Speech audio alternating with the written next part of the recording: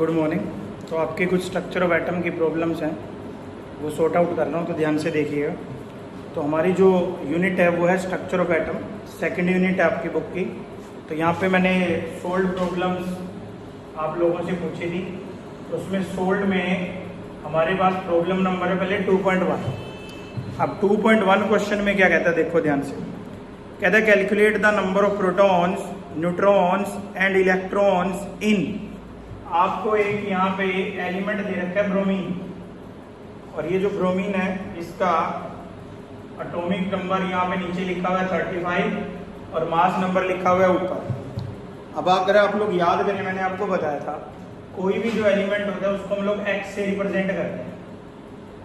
ये जो नीचे लिखा होता है इसको हम लोग क्या बोलते हैं, एटॉमिक नंबर, जिसको हम लोग जेड से शो करते थे।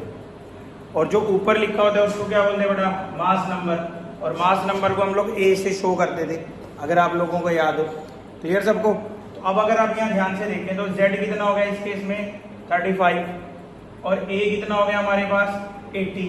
तो अगर मैं यहाँ पे लिखूँ अब एटॉमिक नंबर, तो एटॉमिक नंबर कितना है हमारे पास 35।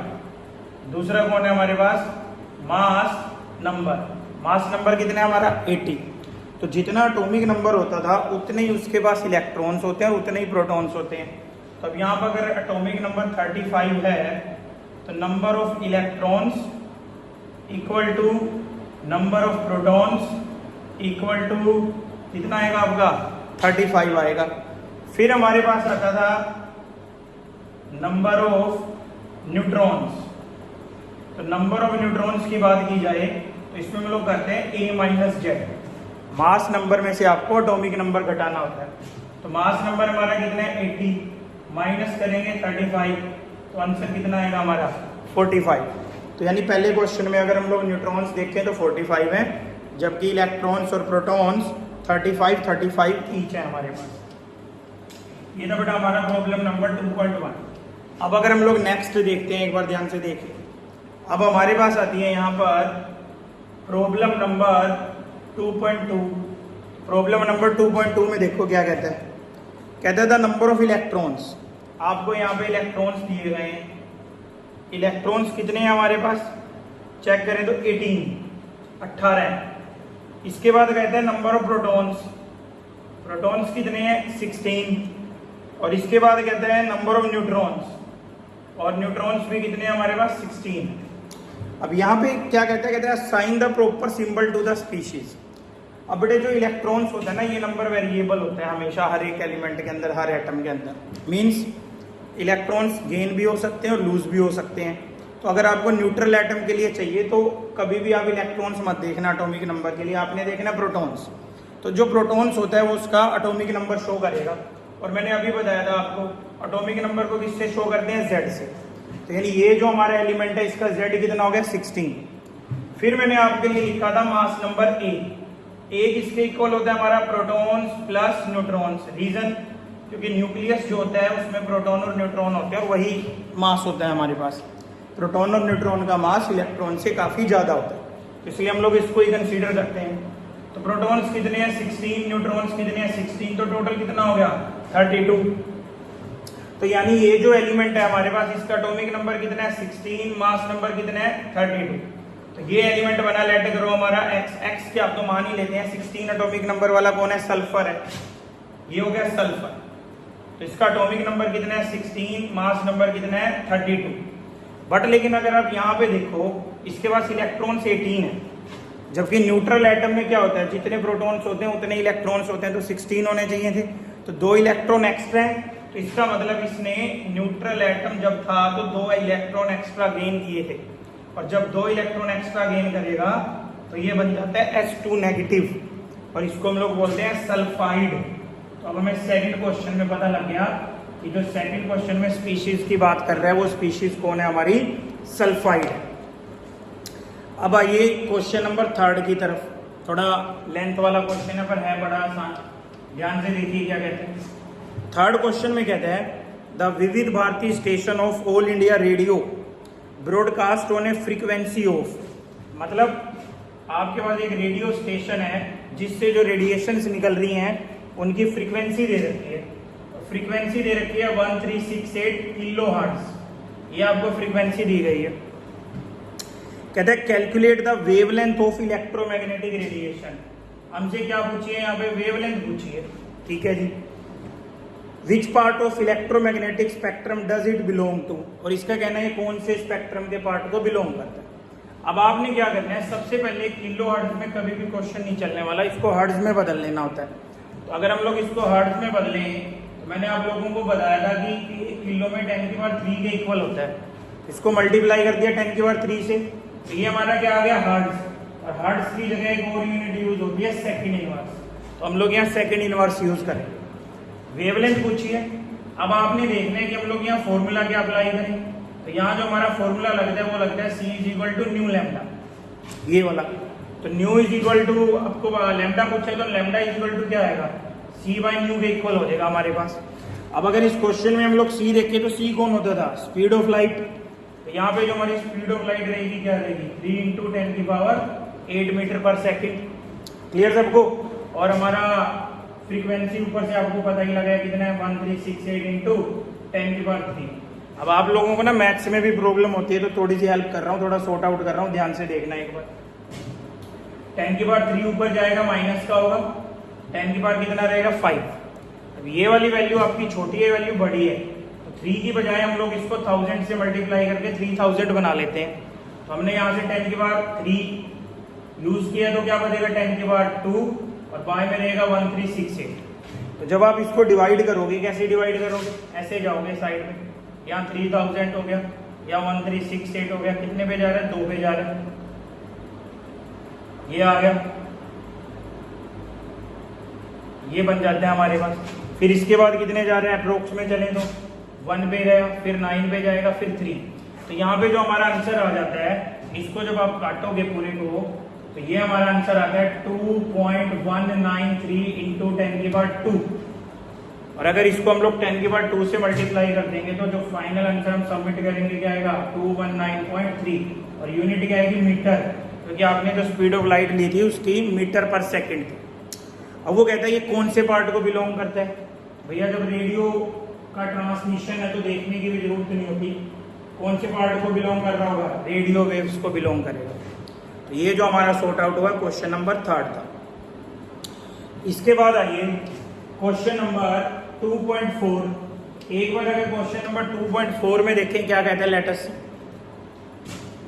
क्वेश्चन नंबर 2.4 में इसका कहना है the wavelength range of visible spectrum extend from violet, colour दे रखा है यहाँ पे, वॉयलेट कलर दे रखा है भाई, और उसकी वेवलेंथ कितनी दे रहा है, अगर क्वेश्चन में पढ़े 400 नैनोमीटर दे रहे हैं, ठीक है जी, टू रेड, यानी ये रेंज है वॉयलेट से लेकर रेड कलर की। रेड की वेवलेंथ कितनी दे रहे हैं, 750 नैनोमीटर दे रहे हैं। अब वेवलेंथ को किससे शो करते हैं हम लोग, लैम्डा से, तो ये लैम्डा हो गया इसका, ये वाला लैम्डा हो गया इसका। अब आगे क्या कहता है, express these wavelengths in frequencies, तो इन दोनों को फ्रीक्वेंसी में बदलना है। इसको लैम्डा 1 मान लो, इसको लैम्डा 2 मान लेते हैं पहले। अब क्या करेंगे, नैनोमीटर में तो आंसर चलना नहीं, तो इसको पहले मीटर बनाना पड़ेगा। 400 × 10⁻⁹ मीटर हो जाएगा ये हमारा। और अगर ये वाला पार्ट देखेंगे, ये हो जाएगा हमारा 750 × 10⁻⁹ मीटर। इसके बाद आप लोगों ने अप्लाई करना है, क्या अप्लाई करना है, applying C = new lambda, frequency पूछी है ना, एक बार देख लिया। तो न्यू = क्या आएगा, C/λ आ जाएगा यहाँ पे। तो पहले के लिए न्यू 1 निकाल लो, C/λ1, C कितना है 3 × 10⁸ मीटर पर सेकेंड, λ1 कितना है 400 × 10⁻⁹। इधर आ जाओ, यहाँ निकाल लो न्यू 2, C कितना है 3 × 10⁸, λ कितना है 750 × 10⁻⁹। अब मैथ्स तो आपको आना चाहिए, हल्का सा मैथ्स है इसमें, ऐसा तो कुछ है नहीं। ये 100 था तो यहाँ कितना बचेगा, -7 मल्टीप्लाई हो गया, -7 ऊपर जाके प्लस, तो प्लस का कितना हो गया 10⁻15, 3/4। इसको सोल्व कर लो तो कितना आएगा 0.75 × 10⁻15। लास्ट आंसर क्या आ जाएगा 75 × 10⁻15। इस तरह से हमने निकालना होता है। फ्रीक्वेंसी की यूनिट क्या होती है, हमेशा सेकंड इनवर्स होती है इसकी यूनिट। तो आप लोग हर्ट्ज लिख दो, ये इसकी सेकंड इनवर्स लिखो, जैसे आपका मन करे आप वैसे कर सकते हो। तो मैं यहाँ पे हर्ट्ज लिख रहा हूँ, ये हमारा आंसर आ गया। अच्छा सॉरी 15 नहीं आएगा 14 आएगा, क्योंकि 10 से मल्टीप्लाई कर दिया ना, 14 हो जाएगा। सेकंड पार्ट पे आओ। अब ये मैथ्स आपने लगाना, ये मैं नहीं कर रहा, ठीक है। अब आते हैं इसके बाद क्वेश्चन नंबर 2.5 की तरफ।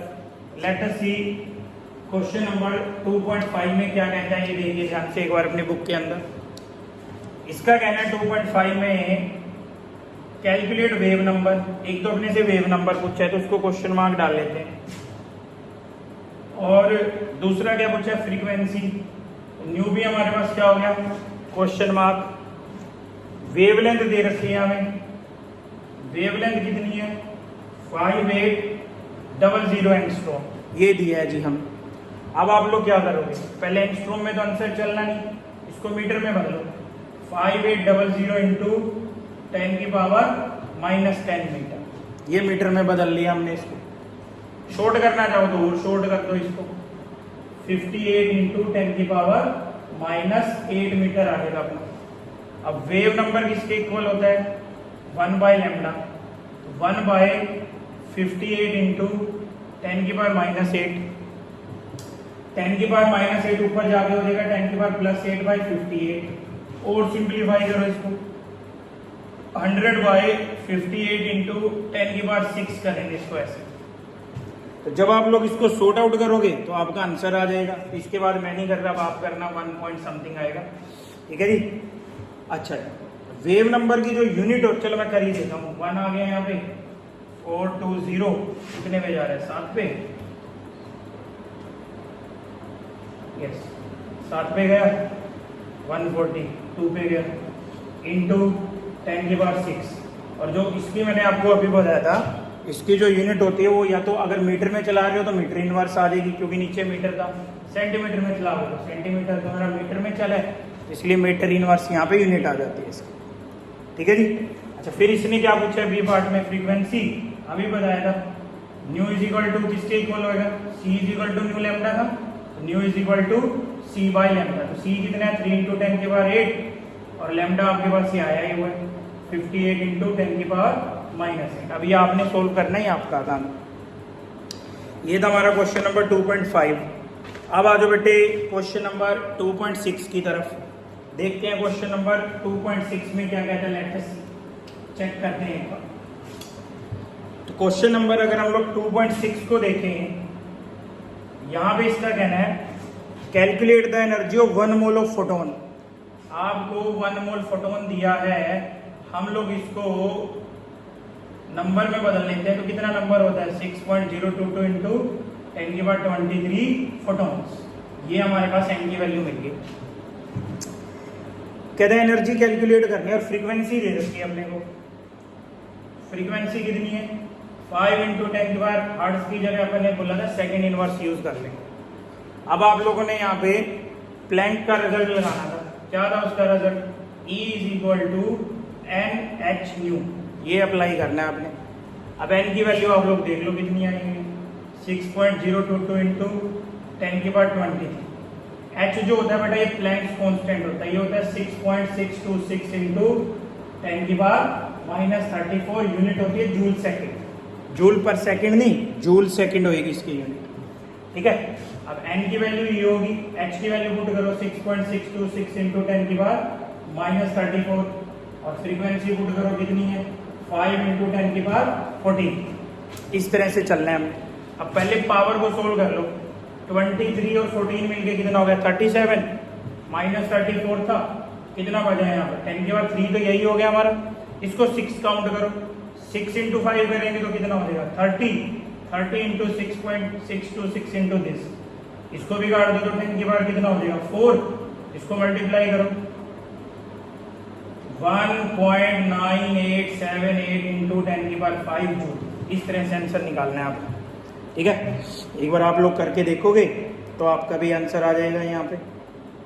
और अगर किलो जूल में बदलना है तो फिर इसको 1000 से डिवाइड कर दो, 1.9878 इंटू 10 की पावर 2 किलो जूल, और सिंप्लीफाई करोगे 198.7 किलो जूल या 198.8 किलो जूल आपका आंसर हो जाता है इसके अंदर, ठीक है जी। अब चलते हैं बेटा आगे, क्वेश्चन नंबर 2.7।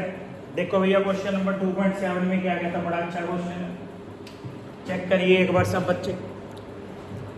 2.7 में कहता है कोई बल्ब है, a 100 watt bulb emits monochromatic light of wavelength 400 nanometre.